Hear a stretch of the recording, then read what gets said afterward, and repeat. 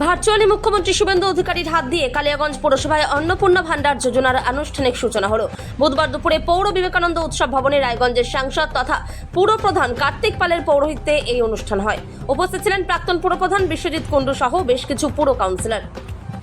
এই অনুষ্ঠানে মঞ্চ থেকেই কালিয়াগঞ্জ পৌরসভার বিভিন্ন মহল্লার বাসিন্দা শতাধিক মহিলা তথা উপভোক্তার হাতে অন্নপূর্ণা ভান্ডার প্রাপক শংসাপত্র তুলে দেওয়া হয়।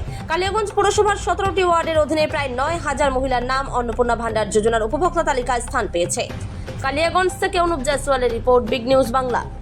পশ্চিমবঙ্গ সরকারের উদ্যোগে আজকে অন্নপূর্ণা ভান্ডারের যে আমাদের দ্বিতীয় কিস্তি বা যারা নতুন করে বেনিফিশিয়ারি অ্যাপ্রুভ হচ্ছে তাদের জন্য প্রায় আজকে 1,30,00,000 আমাদের সম্মানীয় দিদিদের যে একটা সাম্মানিক অন্নপূর্ণা ভান্ডার তার টাকা আজকে ছাড়লেন পশ্চিমবঙ্গের সম্মানীয় মুখ্যমন্ত্রী শুভেন্দু অধিকারী মহাশয়। এবং আমরাও তার সাথে আমরা যোগাযোগে আমরা সেই আমাদের যে প্রোগ্রাম হলো আমাদের কালিয়াগঞ্জ পৌরসভার ভবনে, সেখানে আমরাও ছিলাম এবং সেখানে আমরাও এখানকার যারা বেনিফিশিয়ারি বা উপভোক্তা রয়েছে তাদের হাতে সার্টিফিকেট তুলে দিলাম।